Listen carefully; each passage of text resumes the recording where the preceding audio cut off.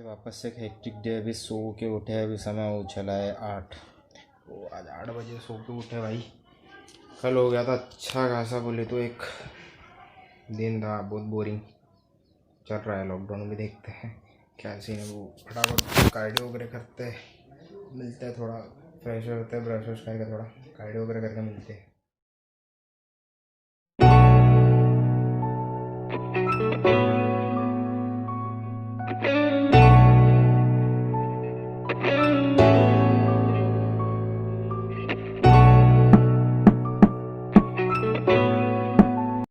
अच्छा एकदम से सनी डे है, मतलब ऐसा देखा जाए तो अच्छी धूप वूप निकली है, तो बारिश का कुछ ऐसा लग नहीं रहा।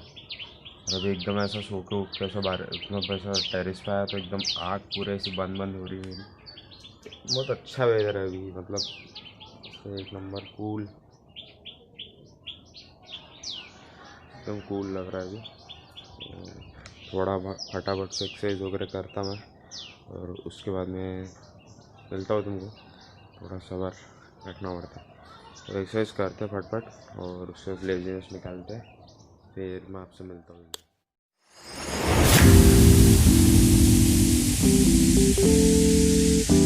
आज दिन भर में एक बहुत ख़राब चीज़ हुई हमारे साथ कि मेरे घर के पास की जो इलेक्ट्रिक की जो वो होती है ना, ट्रांसफार्मर की जो डब्बी होती है, वो कल अचानक से पता नहीं क्या हुआ, एकदम उसमें स्पार्क हुआ और उसमें ब्लास्ट हो गया था। दिन भर के लिए लाइट चली गई थी, मेरा फ़ोन भी स्विच ऑफ, कैमरे की चार्जिंग बंद, सब बंद हो गया था।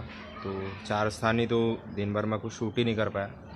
और सीन ऐसा हुआ कि मतलब मेरे एरिया के 2 किलोमीटर्स पे एक कोरोना पॉजिटिव पेशेंट निकला था, जिसके कारण मैं मतलब कोई भी ब्लॉग शूट कर नहीं पा रहा था।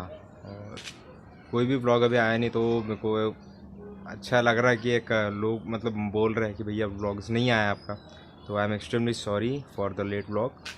और सीन ऐसा है कि पेशेंट निकलने के कारण हमने भी अपनी सेफ्टी देखा। सचिन भाई का भी फ़ोन आया, तो उन्होंने बोले कि भाई घर पे रह लेते थोड़ा, तो थोड़ा घर पे ही रुक गए थे। तो आज एक थोड़ा सस्पेंसेबल एक ब्लॉग है। आज हम ऐसे एक शख्सियत से मिलने वाले हैं जिनको बहुत लोग पहचानते होंगे और शायद कुछ लोग नहीं पहचानते होंगे।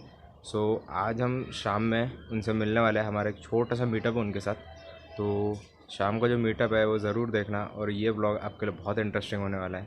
थोड़ा लेट आया लेकिन इंटरेस्टिंग है, सो प्लीज़ आखिरी तक ये ब्लॉग देख के जाना। तो आप अभी देख रहे होंगे कि बहुत अच्छा एक सनसेट हो रहा है अभी धीरे धीरे। तो सनसेट जैसे ही होता है फिर फटाफट से बढ़ता है। भी मेरे घर के भी मतलब लाइट आने की है, मेरे को भी टेरेस पे थोड़ा हूँ मैं कि भाई थोड़ा हवा लगे, अपने को बहुत अच्छा फील हो। सो जैसे भी मतलब लाइट आती है थोड़ा बहुत चार्ज करता हूँ। मतलब पावर बैंक था मेरा, पावर बैंक से थोड़ा फ़ोन मेरा चार्ज हुआ, मीन्स अभी एकदम मैक्स टू मैक्स 15% चार्ज हुआ है। तो ठीक है, अभी थोड़ा देर में लाइट आ जाएंगे। मतलब लाइट आई थी 1 घंटे के लिए, फिर उसके बाद में चली गई वापस से। थोड़ा इंसुलेट वगैरह कर रहे वो लोग, तो इंसुलेट करने के बाद में सब चीज़ चालू होंगी। तो थोड़ा शाम होने के बाद में हम निकलते हैं घर से, और ऐसे एक सेलिब्रिटी से मिलने वाले हैं कि जिसको आप लोग बहुत अच्छे से जानते होंगे। बहुत एक इतने सही बंदे हैं वो कि आप जब देखोगे उनको, जब आप उनसे मिलोगे हमारे ब्लॉग के थ्रू, तो आप लोग को बहुत मज़ा आएगा उनसे मिलने में। सो फ्रेंड्स, अपन फाइनली घर से निकल गए। अभी सीन ऐसा है कि उनसे भी थोड़ी बात हुई है, तो वो बोल रहे कि डायरेक्ट घर पे आ जाओ, क्योंकि उनके घर पे कुछ थोड़ा रिलीजियस फंक्शन है। तो डायरेक्ट अपन उनके घर पे जाके मिलते हैं तुमसे। और अभी भाई बेहतरीन शाम है, सही बता रहा हूँ, लॉकडाउन के पहले ऐसे बेहतरीन शाम देख रहा हूँ मैं, इतनी बेहतरीन है। तो अपन डायरेक्ट वहाँ जाते हैं और वहाँ डायरेक्ट जाके मैं आपको कहता हूँ।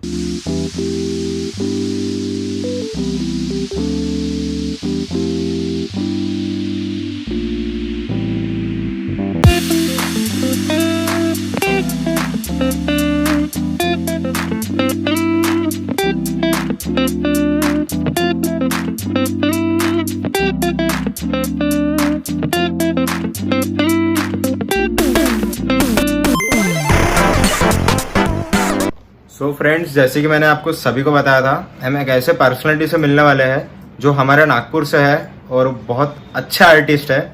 आप लोगों ने इनका नाम सुना ही होगा, तो आज हम अपने ब्लॉग में डायरेक्ट उनसे मिला ही देते हैं। तो हमारे साथ है आज artist Nehal Khan. Hello guys. So आपने इनको बहुत अच्छे शोज में भी देखा होगा, और आज ये हमारे साथ, हमारे लिए थोड़ा सा वक्त निकाल के हमारे साथ आज हमारे ब्लॉग में भी है। सो आज हम इनसे कुछ चीज़ें डिस्कस करने वाले हैं, जैसे आप लोग का भी क्वेश्चन था तो हम उनसे पूरा डिस्कस करेंगे, और वो जो भी चीज़ें बताएंगे वो आपके लिए एक प्रॉपर गाइडेंस होगा। सो इनके साथ में आज जो हमारा Q&A हो रहा है वो हमारे लिए बहुत एक अप्रिशिएबल, एक प्राउड मोमेंट है कि हम ऐसे आर्टिस्ट से मिल रहे हैं जिसने स्ट्रगल नीचे से चालू करके आज बहुत ऊपर तक पहुंचे। सो निहाल भाई, हमको ये बताओ, जैसे नागपुर से जो भी आर्टिस्ट अभी आना चाहते हैं, फिर म्यूजिक इंडस्ट्री में उनको अगर आना है तो उसके लिए आप एक क्या मैसेज देना चाहोगे व्यूअर्स को, कि मतलब हमको अगर यहाँ पे आना है तो उनको किस प्रोसेस से आना पड़ेगा, फिर क्या स्टेप्स रहेंगी, या फिर उनके लिए कैसा क्या प्रॉपर गाइडेंस रहेगा कि जिससे वो ये गाइडेंस के थ्रू वो अच्छा अपने करियर में कर सकते हैं? ब्रदर, बेसिकली सीन ऐसा होता है कि म्यूजिक जो है अच्छा, वो प्रैक्टिस, फील और अपने पैशन के लिए अपन कितना उसमें अपन टाइम दे रहे हैं, तो वो चीज डिपेंड करता है। सबसे ज्यादा इम्पोर्टेंट ये होता है कि सेल्फ प्रैक्टिस, हम क्या सुनते हैं, उस पे क्या अमल करते हैं, क्या सीखते हैं उसको, और उसको किस फेस अपन उसको आगे पोर्ट्रे कर रहे हैं, वो डिपेंड करता है। सो छोटी छोटी अपॉर्चुनिटीज ऐसे नहीं है कि हमें अपॉर्चुनिटीज नहीं मिलती है, हर एक इंसान को अपॉर्चुनिटीज मिलती है, चाहे वो छोटे शेप में हो या बड़े शेप में हो, वो हर किसी की किस्मत पे डिपेंड करता है। तो जहां मेरी बात आती है तो मुझे एकदम से कोई बड़ा प्लेटफॉर्म नहीं मिला, ठीक है, छोटी छोटी अपॉर्चुनिटीज मिली है, छोटे छोटे शोज मिले हैं। तो कई बार हम लोग वो सर्कमस्टेंसेस, वो चीजों को हम इग्नोर कर दे कि इंसान का एक माइंडसेट सेट रहता है कि हम ये छोटी चीजों को छोड़ के हम बड़े पे फोकस करें, लेकिन ये नहीं सोचते कि ये फील्ड और ये जो चीज है ये छोटी चीज से बड़े पे बढ़ती है। डायरेक्ट स्टॉप, स्टॉप है वो छोटे से बड़ा नहीं, बड़े से छोटा नहीं, वो छोटे से जाके बड़ा होता है। ऐसा मतलब बहुत लोग ऐसा सोचते हैं कि डायरेक्टली हम यहाँ पे आ जाएंगे, हम अपने गाने लॉन्च कर देंगे और डायरेक्ट बढ़ जाएंगे। तो ऐसा मतलब लोगों को ये भी घबराहट होती है कि हम, जैसा कि लोगों में स्टेज फियर्स होते हैं, कुछ लोगों का ऐसा लगता है कि हम अगर गाएंगे तो लोगों को अच्छा लगेगा नहीं लगेगा, हमारी वॉइस उतनी अच्छी है नहीं है। तो आपने जब ये ऐसा स्टार्ट किया था तो आपके माइंड में वो सब चीजें कैसे क्या आई थी?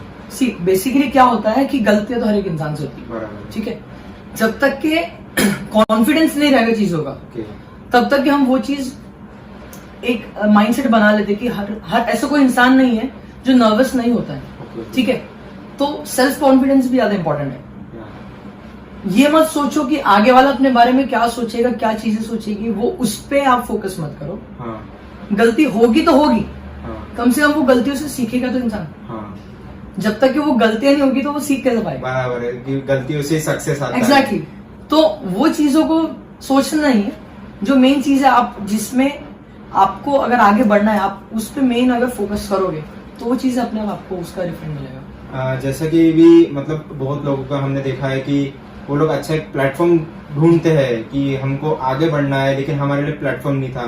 तो वो लोग ऐसा सोचते हैं कि हम यूट्यूब से वीडियोस अगर हमारे पोस्ट करेंगे तो उनके लिए आप क्या बताना चाहोगे? क्योंकि आपका भी एक यूट्यूब चैनल है, तो आप जैसे डालते हो तो आपके पास जो व्यूवर्स आते हैं, जो पब्लिक आज आपको इतना प्यार देती है, आपकी वॉइस की इतनी रिस्पेक्ट करती है, तो आपने जब ये जर्नी आपने स्टार्ट की थी तो आपका वो जर्नी क्या था? बेसिकली सबसे पहले जो स्टार्ट किया था मैंने, तो वो तो एक शो मिला था मुझे भोपाल का, बहुत पहले की बात है। तो छोटे छोटा स्टेप था वो।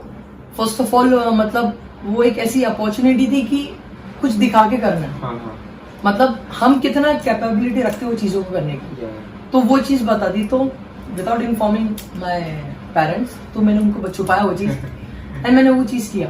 देन वहां से धीरे धीरे धीरे जब वो चीज आगे बढ़ी, फिर रेडियो इंटरव्यूज हुए, पेरेंट्स के हुए, सब चीजों के हुए, तो तब जाकर उनको लगा कि हाँ कुछ कर रहा है हमारे बंदे में बहुत अच्छा एक पोटेंशियल है। तो जैसा हमको सुनने मिला कि आपने डिफरेंट कंट्रीज में भी आपके शोज हुए हैं और बहुत जगह जो आपके शोज चलते हैं, तो आपको कभी ऐसा फियर आया है कि आज मेरे को इतना बड़ा प्लेटफॉर्म मिला है? या फिर जब आप फर्स्ट टाइम गए थे तो आपको क्या है वो ऐसा फियर था कि आज मैं इतने पब्लिक के सामने, आज निहाल खान का परफॉर्मेंस है जो लोग सोच के आए थे कि आज जिस बंदे को हम यूट्यूब पे देखते थे, आज वो बंदा हमारे सामने परफॉर्म कर रहा है, तो वो टाइम में आपके मन में क्या चल रहा था? मतलब घबराहट थी, क्या था मन में? ऐसे कोई घबराहट, ऐसे कोई चीजें नहीं थी, सिर्फ ये था कि वो अपॉर्चुनिटी मुझे मिली है और मैं उसका पूरा का पूरा फायदा उठाऊं। क्योंकि 100 में से बहुत गिने चुने को अपॉर्चुनिटी मिलती है। हाँ। अगर हम वो चीज का फायदा नहीं उठा सके तो फिर अपॉर्चुनिटी किसका? बराबर है। तो आपने जो डिफरेंट कंट्रीज में जो आपको शोज मिले थे, तो वो कौन से कंट्रीज थी? इंडोनेशिया परफॉर्म किया मैंने, मलेशिया परफॉर्म किया, ओके, देन बैंकॉक गया था, वहाँ पे परफॉर्म किया। तो एक अलग ही तरीके का माहौल रहता है हर कंट्रीज का। बट इतना कहूंगा कि जो बॉलीवुड और जो अपना जो म्यूजिक है, वो पूरे वर्ल्ड में फैला हुआ है। आजकल ये देखा जा रहा है कि रैपर्स अभी बहुत, जैसा डीनो जेम्स है और जो बाकी जो जितने भी रैपर्स है, तो लोगों को लगता है कि रैपर, अगर हम रैपिंग करते हैं, जो वो लोग जो लिरिक्स लिखते हैं, उनको ऐसा लगता है कि हम रैपिंग में जल्दी आगे जाएंगे, या फिर जो क्लासिक म्यूजिक अगर उन्हें छोड़ दिया, तो इसके ऊपर आपका पॉइंट ऑफ व्यू क्या है? मेरा पॉइंट ऑफ व्यू, मैं बेसिकली एक ही चीज बता सकता हूँ कि सबसे ज्यादा इम्पोर्टेंट पूरे म्यूजिक में है क्लासिकल, इंडियन क्लासिकल। अगर किसी नॉर्मल पर्सन ने इंडियन क्लासिकल सीख लिया, ठीक है, तो उसको हर एक म्यूजिक फील्ड का नॉलेज आता है। ये मेरा पर्सपेक्टिव है, मैं ये चीज सोचता हूँ क्योंकि खुद पे मैंने इम्प्लीमेंट किया। ओके। तो आप या रैपिंग में कंफर्टेबल हो, या सूफी में कंफर्टेबल हो, या रॉक में हो, अलग अलग टाइप के जेनरेस हैं। तो बेसिकली इंडियन क्लासिकल मेरे हिसाब से जो सबसे ज्यादा स्ट्रॉन्गेस्ट चीज है, वो बोलते हैं ना कि हर एक पेड़ की एक जो जड़ रहती है, तो वो जड़ इंडियन क्लासिकल। ओके। अगर आप इंडियन क्लासिकल में बेस्ट हो, लेकिन इतना ये नहीं कि आपको इंडियन क्लासिकल के साथ साथ आपको वर्सेटाइल भी होना जरूरी है। जरूरी नहीं कि आप सिर्फ इंडियन क्लासिकल पे फोकस करो, आपको हर एक जेनरे पे फोकस, अगर आपकी सेल्फ इच्छा हो तो। लेकिन वो चीज तभी होगी कि जब आप एक चीज को मुकम्मल कर लोगे, देन आप सेकंड चीज पे जाओगे। आप एक साथ अलग अलग जेनरेस में नहीं। बराबर, मतलब जैसा डाइवर्जेंस होता है, तो डाइवर्जेंस नहीं आने चाहिए। अभी जैसा कि आपका जैसा जर्नी जब चालू हुई थी, तो आपने जब ये जर्नी स्टार्ट की थी, जब म्यूजिक के लिए आप आए थे आगे, वो तो आपको हालांकि गॉड गिफ्ट है, तो जब आपने ये जर्नी स्टार्ट की थी, तो आपके मन में वो टाइम क्या था कि आज जो वो पहले जो निहाल खान था, आज वो निहाल खान जो आज बना है, तो ये कभी आपने सोचा था कि मेरे को मतलब लोग इतना प्यार देंगे, मेरे गाने लोगों को इतना अच्छा रिलेट करेंगे कि लोग बोलेंगे कि ये मेरा मतलब एक आइडल है? तो आपने वो टाइम क्या सोचा था? सी बेसिकली फ्रैंकली स्पीकिंग कि मैंने फेम पॉपुलैरिटी के लिए सब चीजें नहीं किया हूँ। जो गिफ्ट मिला है, जो चीजें मिली है, सिर्फ उसका यूज किया हूँ। बाकी ये सब चीजें मायने नहीं रखती मेरे हिसाब से। क्योंकि अगर तुम अपने काम पे फोकस करोगे, अपनी चीजों पे फोकस करोगे, तो ये चीज अपने आप चल जाएगी।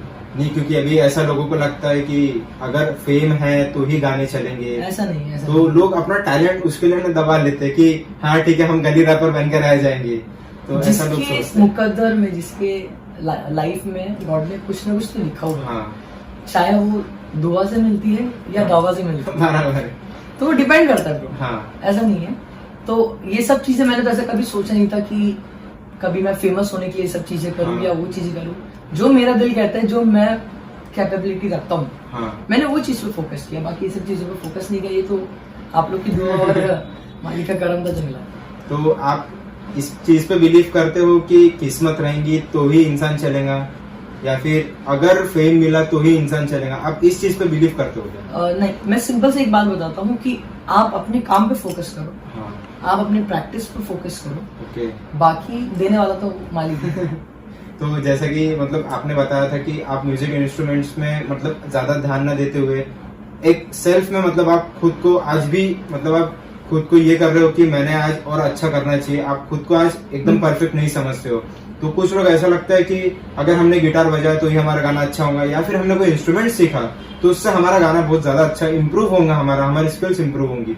तो उस चीज के लिए आपका पॉइंट ऑफ व्यू क्या है? बेसिकली अगर अपन सेल्फ प्रैक्टिस कर भी रहे तो अलग अलग इंस्ट्रूमेंट्स बने। गिटार तो मेरे हिसाब से ये वेस्टर्न चीज है, जो वेस्टर्न तरह से आया था।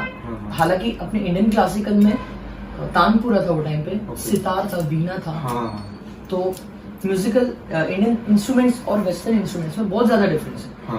तो इंडियन क्लासिकल जो चीज है, वो इंडियन क्लासिकल में गिटार तो वो एक बाद में एक रिदम आई है, जस्ट फॉर अ रिदम। लेकिन जो प्रॉपर बनी हुई चीज है, जो इंडियन क्लासिकल की चीजें बनी हुई है, अगर आप इंडियन क्लासिकल सीख रहे हो तो इंडियन क्लासिकल सीखने के लिए आपको हारमोनियम चाहिए। ये नहीं होता है कि अपन इंग्लिश गाने के लिए अपन हारमोनियम यूज करें। तो बेसिकली कंसेप्ट वो है।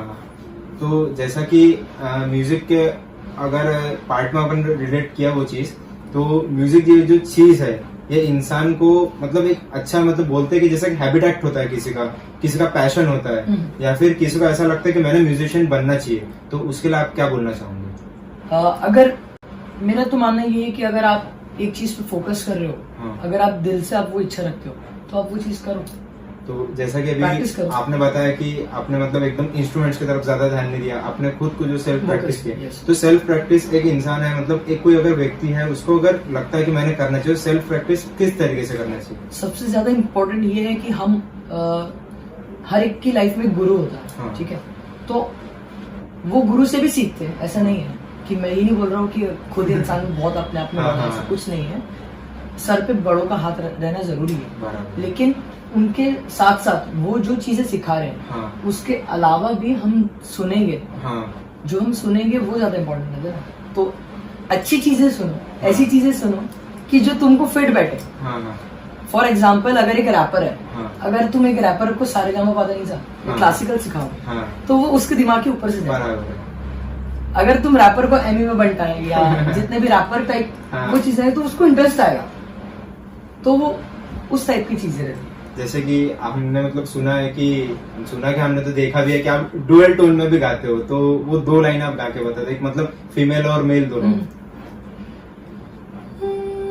ना कुछ मांगा ना कुछ बोला, मुस्कुरा के दिया जो दिया, तू ही दो तू ही छाया, तू ही अपना पराना, और कुछ ना जानू मैं, बस इतना ही जानू, तुझ में जब दिखता है यारा मैं क्या करूं, रब ने बना दी जोड़ी हाय।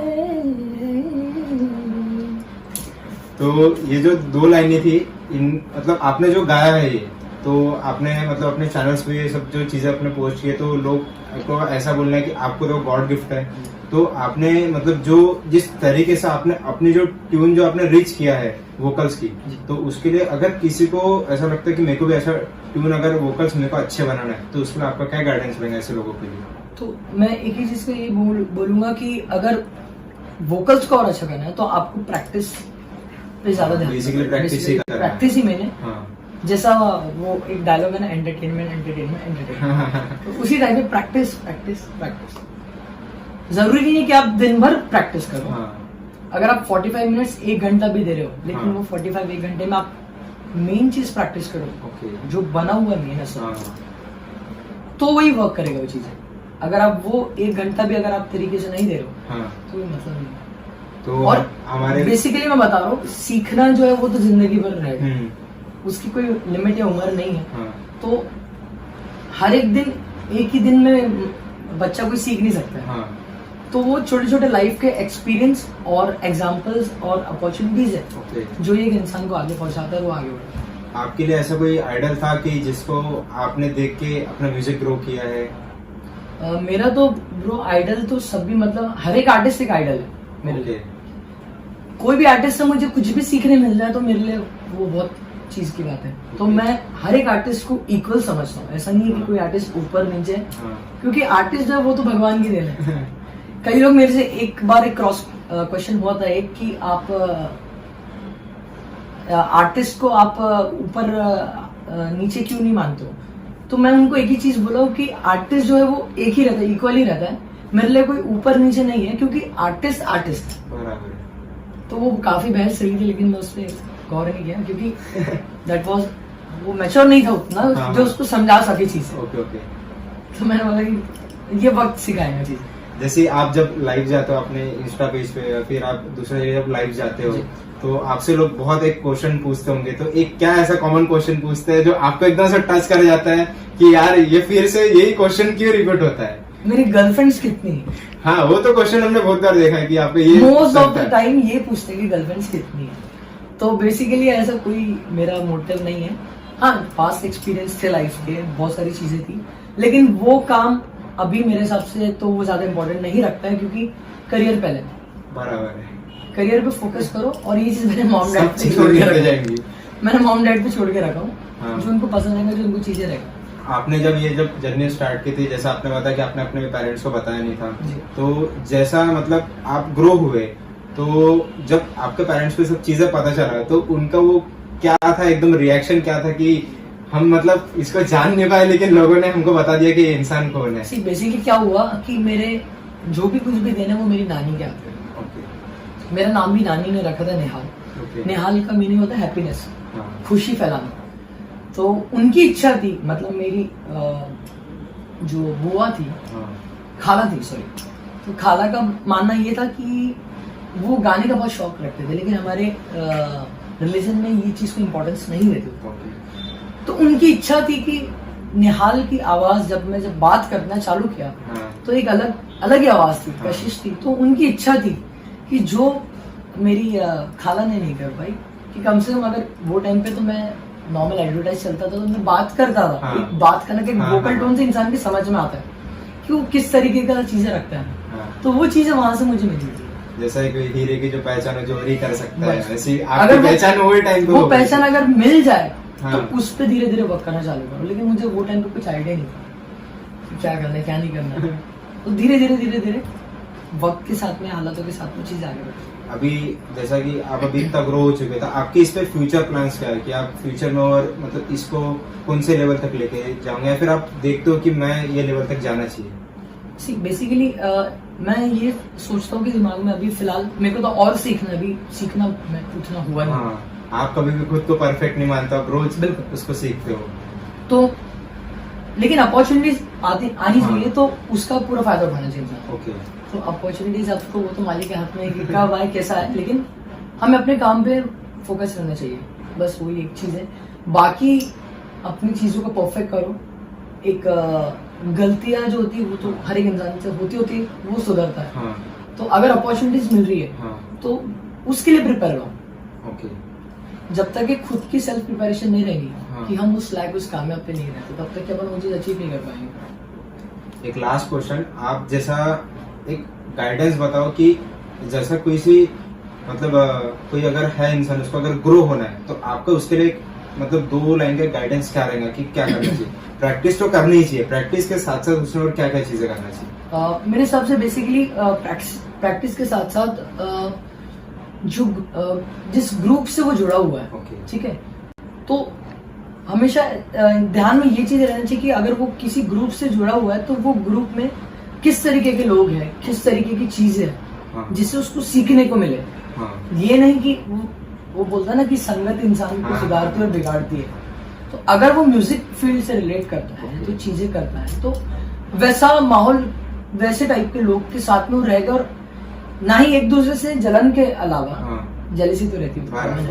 वो चीज को छोड़ के अगर दोनों मिलके एक डिबेट करे म्यूजिक पे कि भाई ये चीज सीखना है, ये चीज सीखना है, तो वो एक अलग माहौल क्रिएट करे। हर इंसान का सजेशन लेके हमको खुद ग्रो करना चाहिए। ये नहीं कि अपने चलाओ, हमारे हिसाब से चलना, ऐसा नहीं होता। जैसा आपने भी ग्रो कर करके एक अच्छा प्लेटफॉर्म पे आप आज खड़े हो चुके हो, तो जैसा आपको लोग पूछते होंगे कि आपने कैसा किया, क्या किया, तो आप उनको क्या मतलब चीजें बताते हैं? तो ये तो सबसे ज्यादा इम्पोर्टेंट मैं बोलूंगा कि वो लोग की दुआ है, और वो लोग ने भरोसा किए, ट्रस्ट किए, उनका भरोसा नहीं तोड़े। और मतलब वो चीज जो एक्सपेक्टेशन रहता है इंसान का, तो वो एक्सपेक्टेशन को हमने खूब अच्छे से निभाया है, तब जाके ही वो इज्जत बनी है। पूरी जर्नी ऐसी आपकी चली है, तो हमारे व्यूअर्स के लिए आखिरी 2 लाइन गा दीजिए कि जो उनके एकदम दिल को छू जाए। रिसेंटली अभी एक बालन एल्बम आने वाला है। तो हमारे जो करण भाई है मिर्जा रेवंत साहब, हाँ, तो वो भी है, और बहुत सारे कई लोग ऐसे हैं हमारे बीच जो है लगे हुए साथ, तो उनके साथ मिलकर हम लोग करने वाले। तो 2 लाइन सुना देता हूँ। मेरी नालों की सुनकर जुबाने हो गई मोम कितनी चट्टाने, मैंने पिघला दिया पत्थरों को, मैंने पिघला दिया पत्थरों को, एक तेरा दिल पिघलता नहीं है। आप बैठे हैं बारी पे मेरी, मौत का जोर चलता नहीं है। साथ मुझको गवारा है, लेकिन क्या करूं दम निकलता नहीं। क्या बात है, क्या बात है। मतलब ये जो आपका जो टोन है ऊपर से नीचे तक, ये सही में एक फेबुलस फीलिंग देता है कि मतलब एक पॉजिटिव वाइब्स आती है। अगर कोई आपके सामने अननोन पर्सन भी अगर सब बैठ जाए कि चलो ठीक है आज सुन लेते, तो जब सुन के जाएंगे तो सोचेगा कि आज मैं कुछ एक अच्छी चीज सुन के, एक अच्छे आर्टिस्ट के पास में गया और मेरे को एक पॉजिटिव चीज है। तो नेहल भाई ये चीज है, आप लोग का ही प्यार और आप लोग की चीजें जो दी हुई है, ये तो आपका मतलब वो एक चीज है कि आप एकदम डाउन टू अर्थ ये सब चीजें बोलते। नहीं तो आजकल के आर्टिस्ट तो आप देख ही रहोगे कि जैसे आगे बढ़ जाते तो लोगों को छोड़ देते हैं।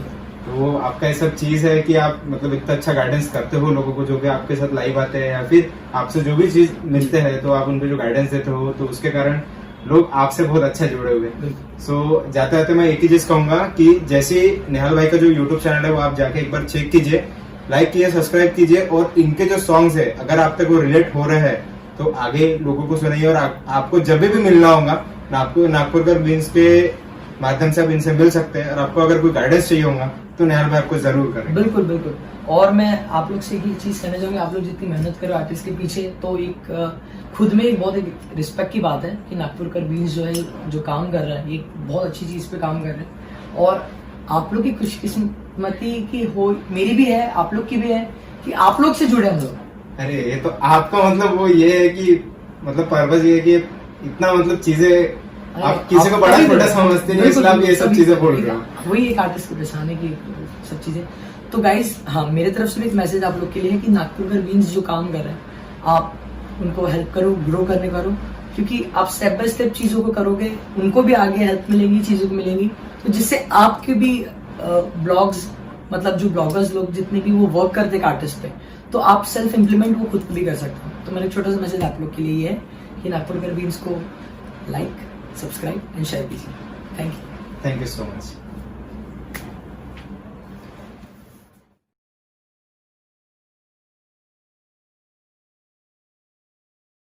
फ्रेंड्स अभी हम फटाफट से घर आ चुके हैं।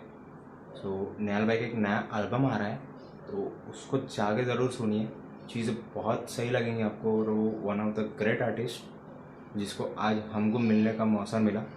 सो ये ब्लॉग के लिए इतना ही रखते हैं, अभी फटाफट से खाना खा के सोना है। So till then keep supporting, stay fit, stay healthy, feed the poors, help each others and take care.